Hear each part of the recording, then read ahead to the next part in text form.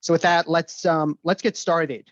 Real quickly, it would be great to have everyone introduce yourself and share just a quick bit about how you first learned about micro-internships. Noorto, you want to begin for us? Yeah, right off the bat. Hi everyone, my name is Noorto Mohamed, and I'm a recent graduate from the University of Vermont. I study psychological sciences. Yeah, so what else should I use she, her pronouns. What else should I say in the introduction? No, how'd you first learn of micro-internships and how did you hear about them? Yeah, so I after graduation, I had just some fear about just entering the workforce because I knew I didn't want to go to graduate school just quite yet because I didn't know what I wanted to do. And so I got connected with the Career Center at the University of Vermont, and they had like this 2-week long program that was centered around just like finding your career and such. And so I got signed up with them, and they introduced us to Parker Dewey, and it was like, okay, like small internships, I can definitely do that. So I just got into it and explored a little bit.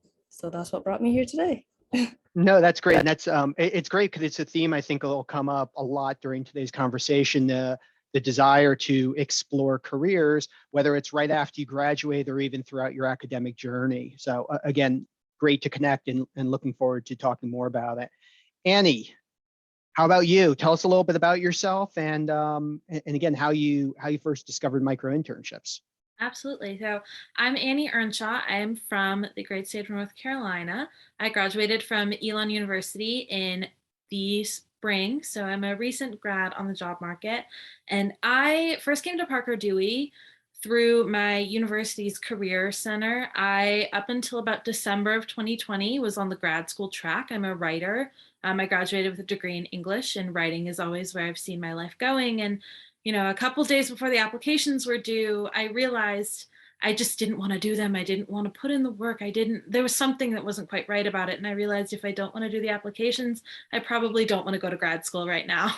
So I kind of rerouted, went back to the drawing board, and visited my university's career center. And my career counselor recommended Parker Dewey to me as a place where I could get a feel for potential jobs, potential industries, see what I wanted. And I was able to connect with a handful of really great small businesses primarily who I've been able to do social media and design work through. And Parker Dewey since has kind of become a platform where I was able to build a foundation for the freelance career that I have right now. So I'm really grateful to it. Oh, I love that. Thank you. And last and certainly not Rohit. Hello everyone, I am Rohit. I am originally from India. I have recently started a 2-year MBA program at Babson College in Boston. I've been a social entrepreneur and an entrepreneur in general, so I knew the concept of micro-internship for a while. I've had hired people for short-term work and tried to use micro-internships as a way of creating a hiring pipeline in the past, but the concept never had a name for me. So when I joined Parker DB for the first time, that's when I realized that it's called micro-internship. I would always call it, short-term internship or something else, or a volunteering opportunity. But I think the word was never with me, but Parker DB basically gave me that word, which is micro-internship. Thank you, and thanks for joining us. What I love is we have a couple of folks who are recent grads in Annie and Noorto, and then Rohit, as you're currently going through the program. So it's nice to get some different perspectives. With Noorto and Annie in particular, having graduated during the middle of the COVID pandemic, and having so many campus recruiters struggling to figure out, like, how do I actually engage students? How do I introduce them to our company and ultimately get them to apply for jobs? The recruiters were talking about the pain they had in really introducing their companies and their roles to students. I guess before both of you graduated, what were you doing from a career exploration perspective to start to figure out what that pathway would be that you wanted to pursue when you graduate, whether it was graduate school or otherwise? And Annie, we'll start with you this time. Yeah. So the main thing that I was doing to look for career opportunities was I was scrolling the job boards, and I was looking on LinkedIn, Indeed, on on WayUp, any other website that I could find to see what companies are out here hiring, what skills are they looking for, so that I could get a sense of what the market was searching for. What is what would a prime candidate be? And so for me, I think, interacting with the job boards and seeing what was out there was the primary thing. And then on top of that, working with Parker Dewey, I was able to get tastes of a lot of different industries. So that was really informative for me as well, even before I graduated. And Noorto, what about you? What types of things were you doing to explore beforehand to start to figure out again what was going to be the pathway that you were most interested in? Yeah, so what I've noticed after graduating with like a psychology degree, I haven't been using a lot of like that background, but I've been using a lot of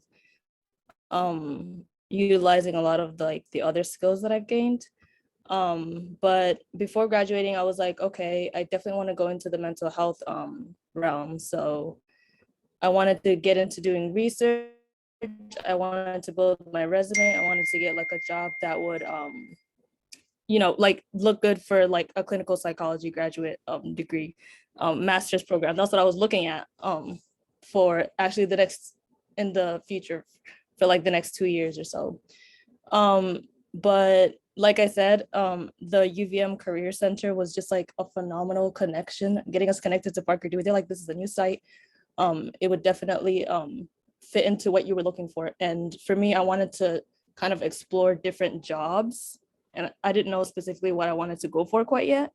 So getting introduced to Parker Dewey kind of showed me that I can utilize my other skills of like social media, like I've done with UVM MCSC, the Mosaic Center for Students of Color, utilizing my skills, doing like web development and stuff like that. So yeah. Well, and do you know what I love about that in both your case and Annie's case, the majors don't necessarily sound like a job title, but meanwhile, to your point, you're showing off all of these skills that you developed. Again, communication, problem solving, adaptability. These are the skills that employers most value. And I love how these projects are helping you with those crosswalks, both to understand them, but also convey them to employers.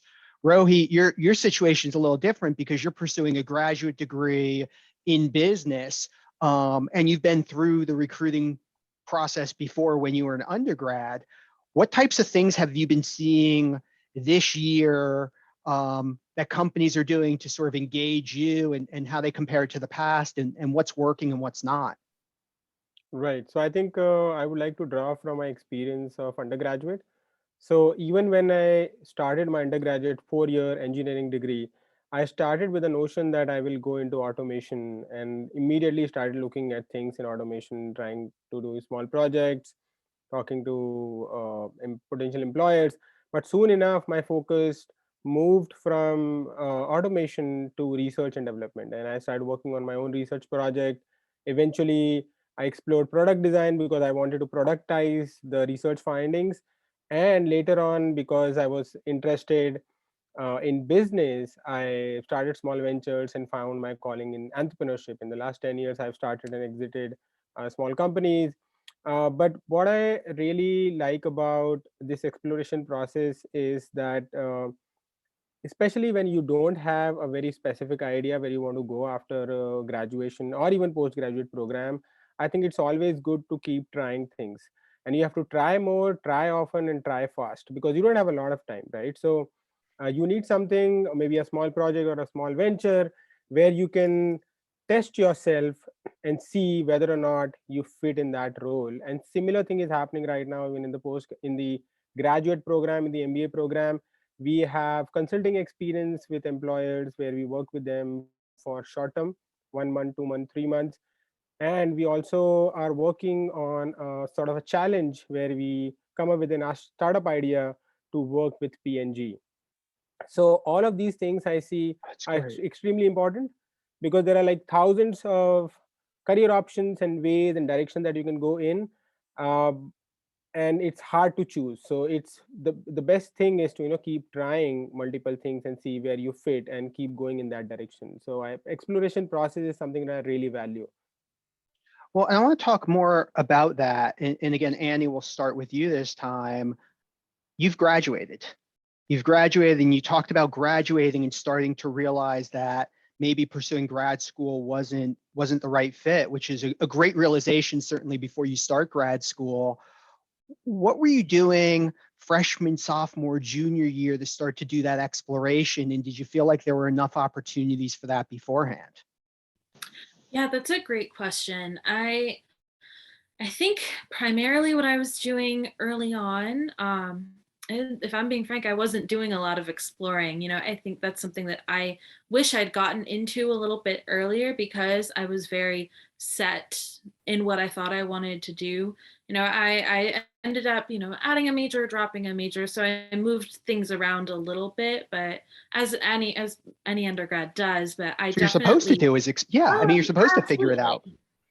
Yeah, so it's kind of to Rohit's point, I was doing a lot of exploration in the types of fields that I was interested in. I was taking different classes, not necessarily interacting with internships or anything like that in a way that I kind of wish I had done, but I was more so doing a lot of personal development and what skills am I offering, what skills can I bring to a potential employment opportunity.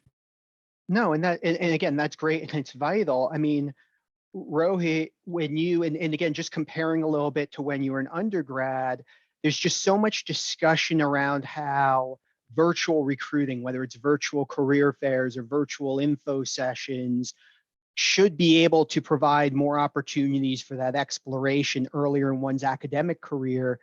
Have you seen a difference this time versus when you were an undergrad? Like, are virtual info sessions making it easier to explore, or are there other things emerging that are making it easier versus last time?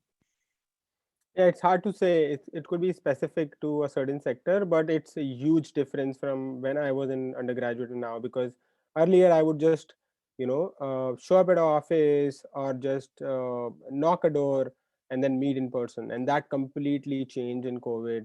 And right now, although you do have an opportunity that you can connect with anybody from across the globe over a Zoom call, I think that personal connect is not at that level, right? So Mm-hmm. even if you, I mean, it definitely has given you a lot more opportunities. So now you have a much broader canvas, but I think the depth of working with somebody, seeing somebody face to face, is slightly a different experience. But I would look at it as an opportunity and more than a limitation.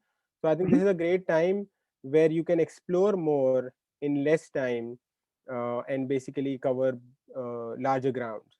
Yeah. And Noorto, I mean, I guess you don't have the comparison point that Rohit does, because most of your career exploration has taken place in the COVID world, and sort of when everything is virtual. There's so much discussion around how virtual recruiting should be leveling the playing field. Do you feel like that has taken place? Do you feel that some of these virtual tools have made it any easier to get through the resume screening process or filtering, or to explore? Especially I feel like it's gotten a lot more overwhelming, to be honest, especially looking at just online recruiters since COVID has started. I've been looking at employment since last year before I graduated, just so I could like know what I was looking for, even though I didn't know Mm-hmm. exactly what that was. But it's just like a lot more overwhelming, and a lot of these positions that you apply for take a couple weeks to reply to you or just to get back to you. Oh yeah. And a lot of my exploration in college has looked like I wanted to do more internships. I wanted to do more of these like opportunities where I can gain new skills, especially in like the psychology realm. But as a college student, it's difficult to do that financially. It's difficult to do that time commitment wise for jobs. It's difficult to do that just like commitment as well. So I felt like Huh. a lot, yeah. It's like difficult to kind of do that exploring when you're in college. So I feel like Parker Dewey kind of helps out with that, especially for college students. That would be. Well, that's no, and it's a good thought. And again, Rohit, we'll start with you this time. One of the questions we get from employers all the time is the micro internships themselves, these projects, are they grunt work? Like if someone's asking you to do one of these projects, do you view that as grunt work? I don't necessarily think so. I feel the project that I did was a lot of intellectually challenging work than just getting things done. I do see that some employers might see it as, an opportunity to get a small portion of work done very quickly, but I think it is much more than that, because if an employer is able to test, uh, let's say, a potential employee in those 15 hours to see what is the work ethic, what kind of capabilities can this person bring in, I think that is a much bigger value proposition for an employer. And for a student, I think it makes sense, because if you are in a supermarket and you don't know what you want to buy, you go store to store to do window shopping, right? And here, through micro internship, you are able to not only do that, but also somebody is paying you to do that, right? So you are much more serious. So I love it's that. like free it's not free window shopping, it is paid window shopping. And I think that's really important, because in current generation, we are not looking for any job, we are looking for the job where we can contribute the most and can gather most of the satisfaction from. So getting the right fit is extremely important for students who are graduating now. But and Noorto, to follow up on that, I mean, what was your thought?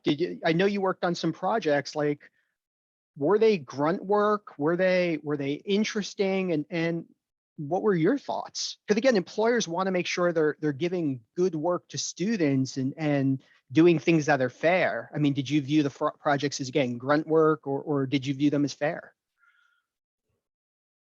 I definitely didn't see them as grunt work. I also mentioned this in the meeting yesterday, but a lot of the projects are very well defined, very well like detailed, specifically what the company or what the project is about and what they want you to do. And during the onboarding process, I feel like it was also just like alleviated some anxiety as well. They tell you exactly what you need to do, what you need. They let you like, it's like they kind of not hold your hand, but they let you know that to be like comfortable in like letting your creativity out and just like doing the job how you feel is right as well.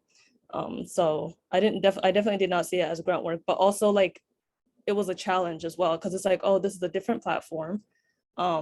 It's more remote. I'm not like in person. I'm not going in for like a whole day to figure out if this is like the job for me. I'm only going in for like a few hours, you know.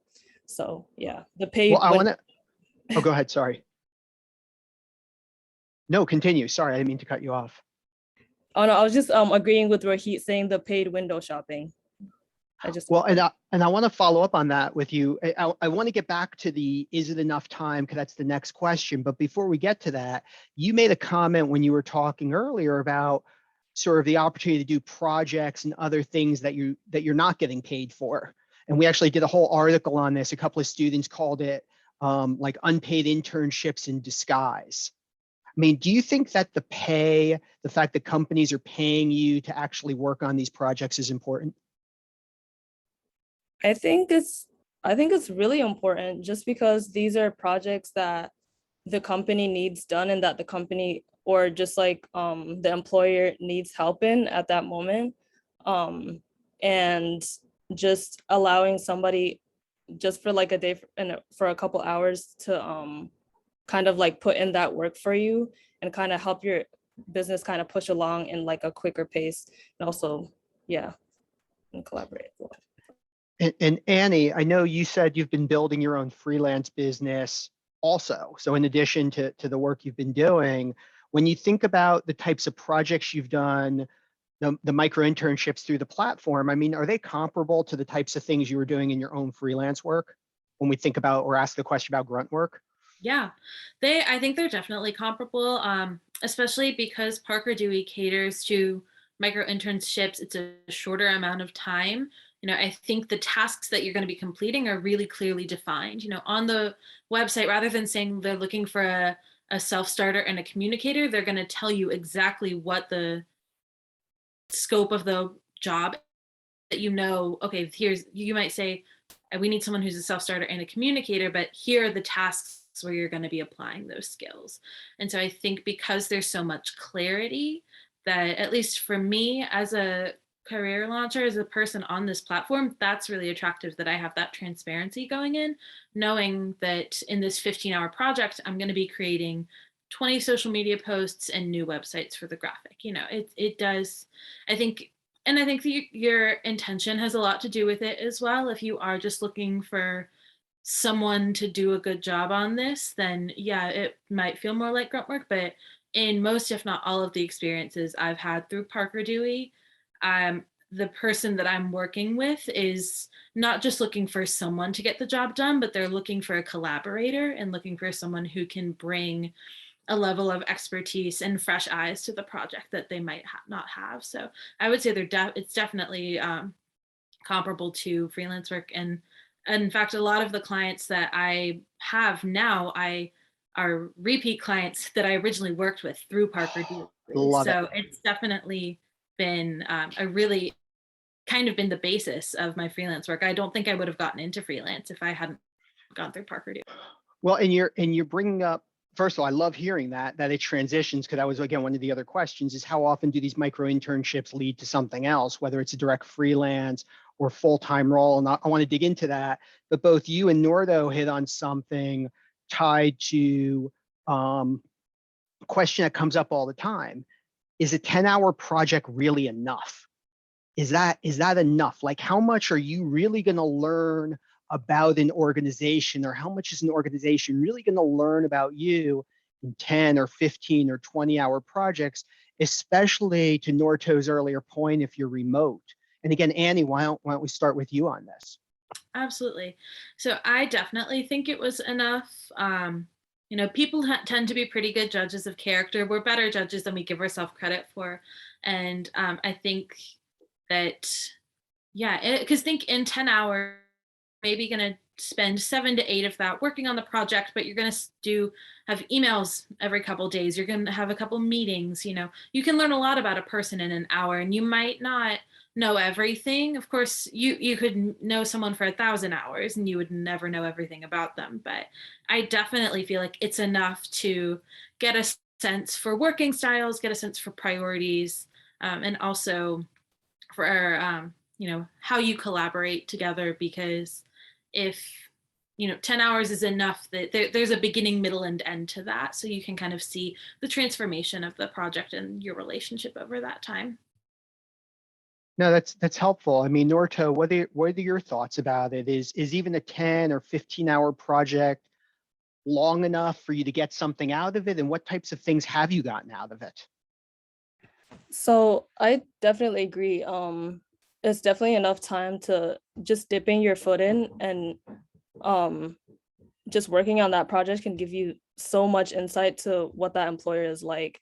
So I've only just recently got started on Parker Dewey, and I've already had the opportunity to work with a company called Xylem. And Wait, first of all, have you heard of Xylem? Did you hear of Xylem before? I have not.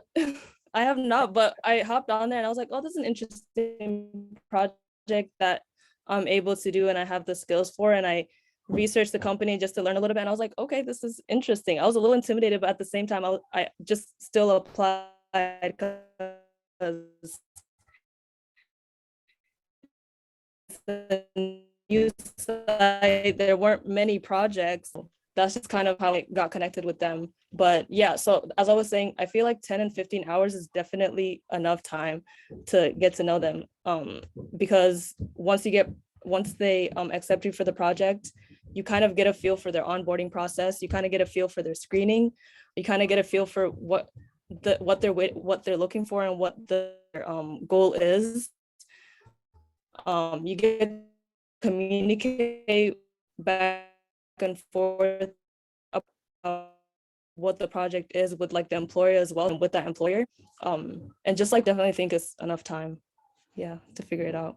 And I love Xylem. Again, for those of you, because I hadn't heard of it before they were on our platform, Xylem's like a Fortune 500 multi-billion-dollar company that does water treatment technology.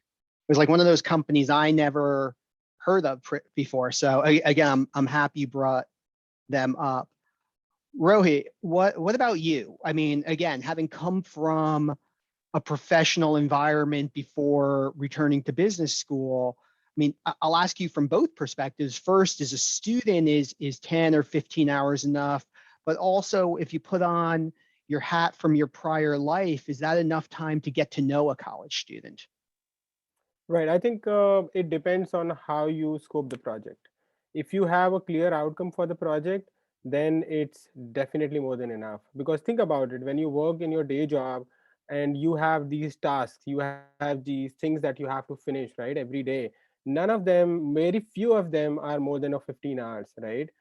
You might have a big portfolio with you, you might have a big responsibility, but your individual tasks, your individual assignments are usually much smaller.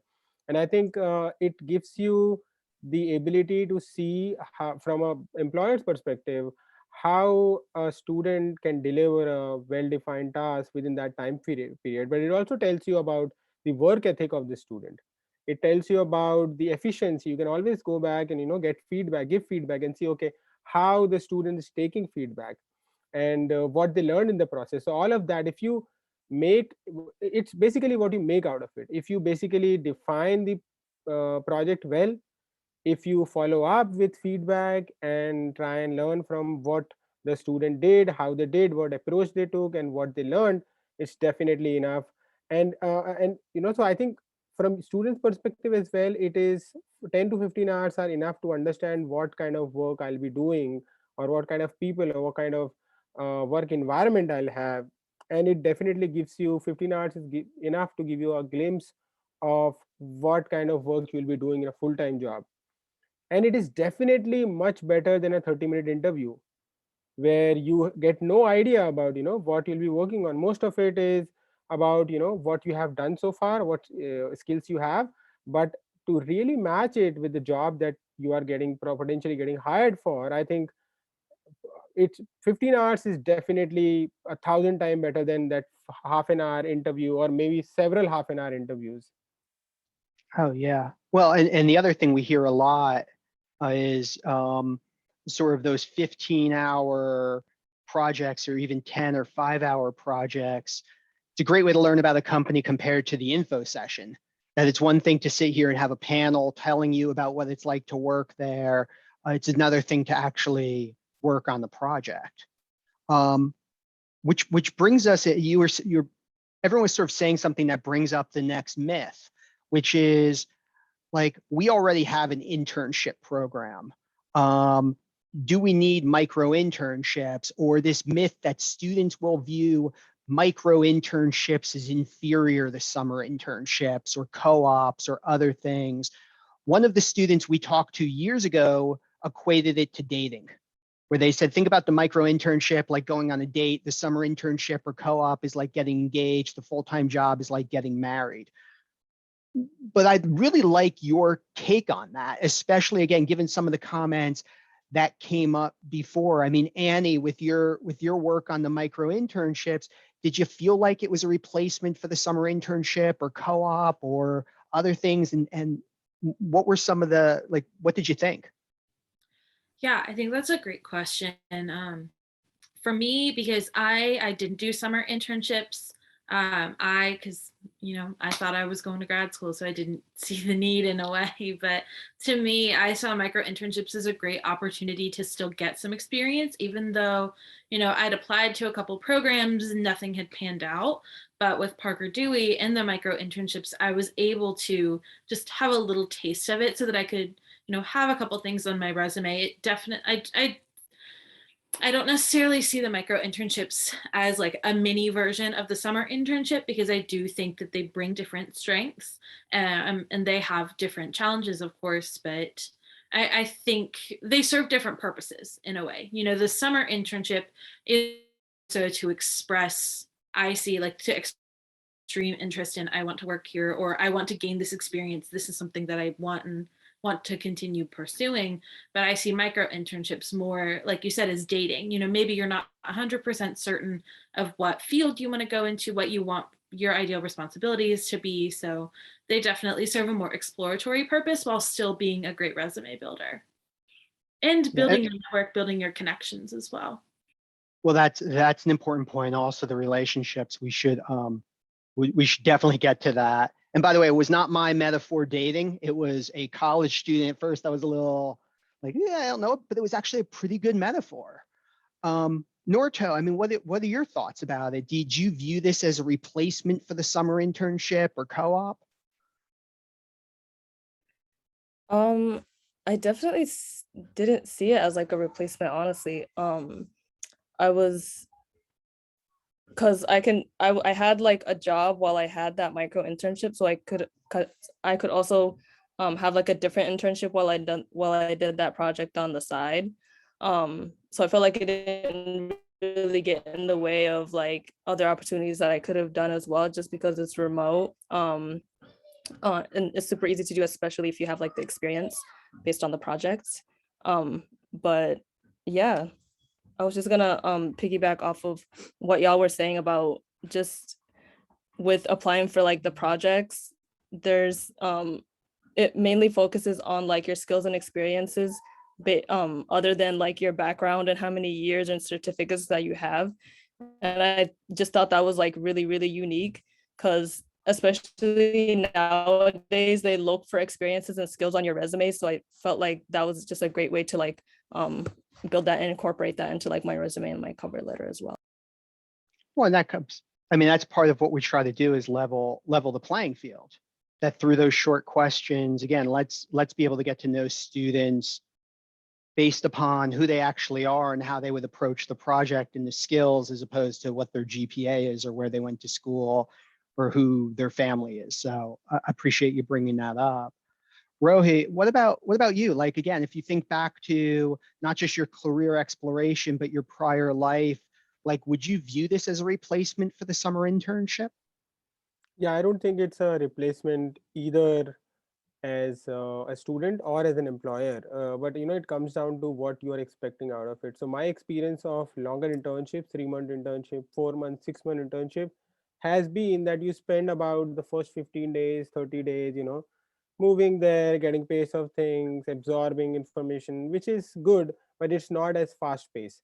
So if you want to try out more things in lesser time, micro internships are much better. If you have already made your mind and you want to really immerse yourself into a certain industry or a certain company, then a long-term internship might make more sense. From an employer perspective, I think if you invest the right time in it, you can test a lot more students in lot less time.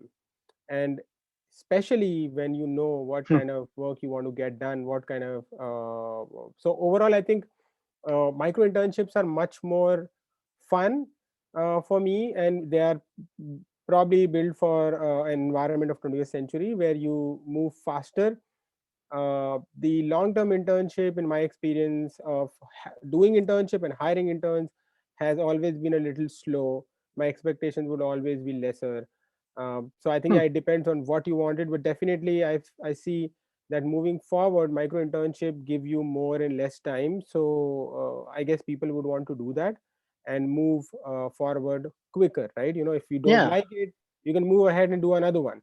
But if you Well, are in internship, you don't like in the first 15 days, you are still stuck for 2.5 months. yeah, I mean, look, that was my own experience when I was a summer intern years ago at an accounting firm. I realized the first week it wasn't the right fit and they were stuck with me and I was stuck with them for the next 2 months. Um, but to your point, it's not a replacement. I mean, part of what's nice about it is you can try out different things, both as a company or a student, before jumping into something that's longer term. And to be clear, like, I don't think it's a replacement. My view is not that we should, like, the 10-week on site is a great way to build those relationships. Does this become another pathway? You and Annie both brought up something interesting, and I think Noorto touched on it also, that I need to highlight. One of the companies we've been working with, a medical device company, is actually using micro-internships as almost the first phase of the recruiting process, where they are paying students each, I think, $200 or $300 to go do basically to look at one of their products and develop a sales presentation with core messaging, et cetera, and then actually present it to the sales team. Think about that. They're actually paying you to interview, but they're also doing it because they're really interested in your insights on how you would approach it. And do you have a different perspective than what they're thinking about internally? So just need to give a shout out to that. Annie, I said we were going to get back to your comment about relationships. Again, we talk about is 10, 15, 5 hours enough to get some valuable experience. What about building relationships? Do you think that it helped you build relationships with those managers at the companies you worked with? Absolutely. Yeah, it definitely helps me build relationships. And in addition to like helping me connect and build my network, I mostly worked with startups and small businesses. So the person I'm communicating is often the person who's kind of the face of the company and the kind of person behind it.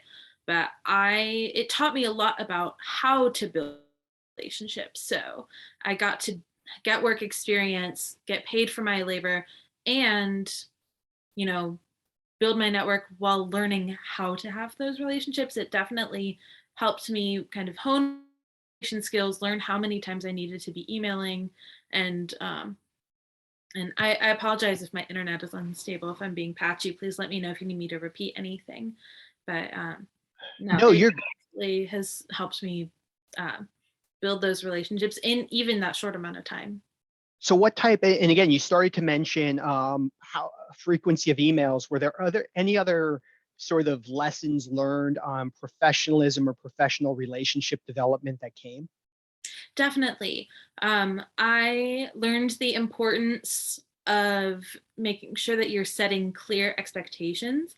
There were a couple times, there was like one time when I said I would work on a draft of something, and the person I was working for expected that it would be there in their inbox on that day, when in reality I was just planning on starting that day.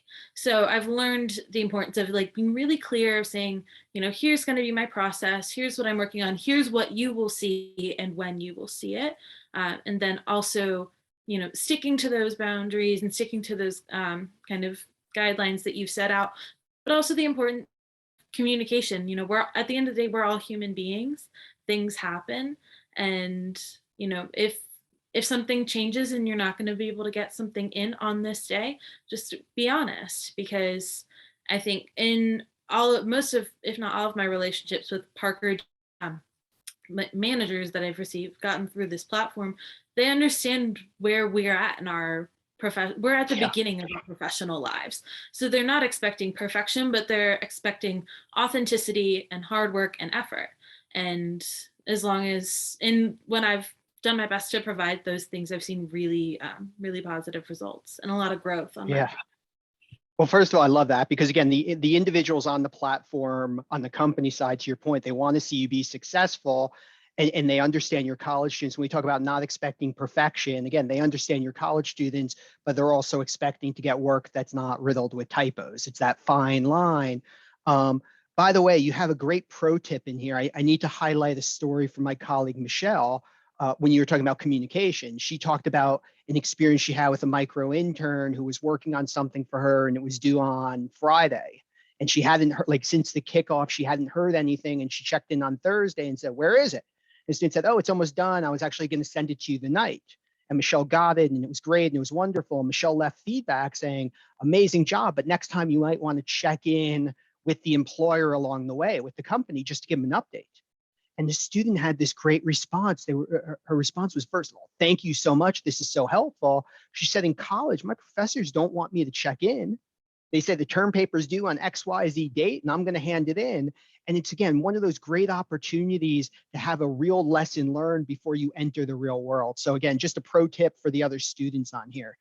Noorto, what about you? Did you feel like you were able to develop real relationships during these short projects? Yeah, definitely. So the project that I worked on with Xylem, I got to work on with their ethics and code of conduct manager. and she Oh, was just wow. very, very, very amazing. But I definitely got the feel for how to communicate in emails, how to structure your communications as well. And yeah, just also just like frequently checking in as well. That's something that we're not really taught in college as well. So it's something you kind of figure out um, in the work field, but it's better to figure it out in these micro internships and these minor mistakes than it is to figure it out like in the real world. So I totally agree. It's a great time because the employers here, they want the work done without a doubt, and they're relying on you to get it done, and it adds value for them. But they also, again, understand your college students or recent grads, so they want to see you be successful. Rohit, question for you. Noorto was talking about Xylem, which is a massive company that none of us had probably heard of before this call. And a question that comes up all the time is, as a student, like, are you only applying to companies that you've heard of or big companies? And does this really provide opportunities for smaller companies or even for big companies where you may have preconceived notions? So you think you want to work on technology, like, are you still looking at companies that you might think of as more consumer brands? Does that question make sense? Yeah, it does. Because specifically for postgraduate, a lot of students have a very specific idea of getting into a certain sector. And for some sectors, there are only few companies that are so-called aspirational companies. But I think the other side of it is that there are always people, students who want to explore and do a certain kind of work, and not specifically or necessarily for a certain company. So I think that is where the job role becomes much more important than the company. I personally did not apply to companies that I've heard of, and I think that is what I would want to continue doing, because for me, I would want to be part of a company or a workplace where I have some impact. And it's not that in a big company you won't have impact, but more often you are working on something so specific, so in a way that usually you are not able to see the impact of that almost immediately. So I think for me, the work takes the first preference over the company. And through something like a micro internship, it's a good opportunity for me to also get to know about the company, because at the end I might like the work. If I don't like the people around me or what the company is ultimately doing, I might not want to stay there. But I think from the perspective of internships, micro internships specifically, I would look at the kind of work more than a brand. And that's consistent with what we've been hearing, but again, wanted to hear it directly from y'all, just to give real feedback. Building upon that, I guess, Noorto, as you're looking for that full-time role, how do the micro internships play into it? I mean, are you thinking about them as a replacement for full-time role, or how do they fit within your search for that right full-time role?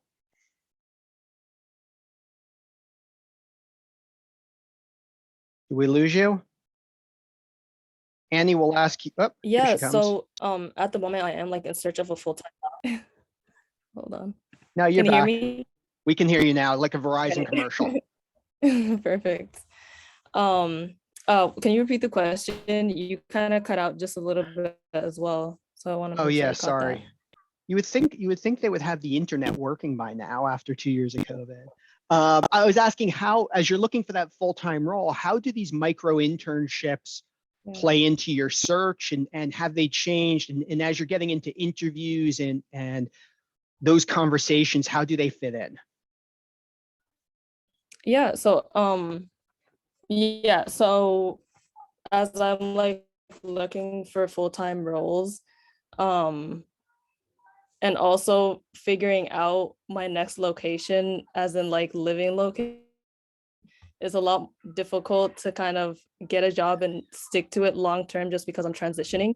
And during my transitioning, I do have a lot of like free time and a lot more time. So I'm hoping to fill that time with like micro internship and just like projects to gain new skills, experiences, utilize those that I have in my background. and just like I said, like build it on my resume and just include those in my resume. And yeah, hopefully. No, that's helpful. And Annie, what about you? I know you're currently doing a lot of freelancing. Is your goal to continue on that freelance pathway, or are you still looking at full time? And how do the micro internships fit into either or both? Yeah. So I planning on continuing freelancing for the next year or so. I'm a writer at heart. I definitely am wanting to publish a book, get and have writing be my primary career. But after studying it so intensely for 4 years, I'm definitely using micro internships and freelance as an opportunity to, build my skills and work in social media, which is another line of work that I really enjoy. So I'm really fortunate to be able to like the work I'm doing every day. But I see it, as something that can support me in a very fluid way while I'm, eventually building a career. The thing about writing a book is that you do all the work and you get paid for it 5 years later. So that's If you're lucky. If you're lucky. I'm crossing my fingers that I'm the 1 in 100. But yeah, so I think it's definitely something that I see for now and probably for the next couple years. And my intention is to use it to support me as I pursue this kind of lifelong goal. By the way, once you write your book, you could probably use some micro interns to help you promote it and get it out there. Bring it full circle. Could. What a full circle moment. The micro intern becomes the micro intern person. We've actually seen that quite a bit, but I digress. Rohit, how about you? Again, you're coming in with a different perspective because you had prior experience. You returned to business school. How do these projects fit into your current career exploration process? Yeah, absolutely. I think they fit in really well. In fact, I'm counting on them because what I know is that I want to do something in the sustainability space. And I know that I have taken entrepreneurial approaches. So I know a little bit about what I can do, what I want to do. But when it comes to a specific organization, company, or a specific role, I still have it a little bit open.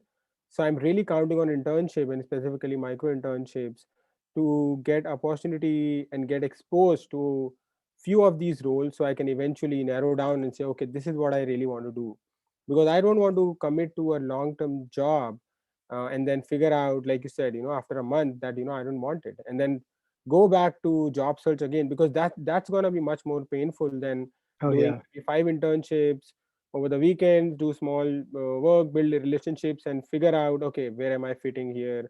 What is the kind of role that I would enjoy? So I'm really counting on internships. So definitely part of my plan. So we are Like, approaching. I was just sorry. please go ahead. No.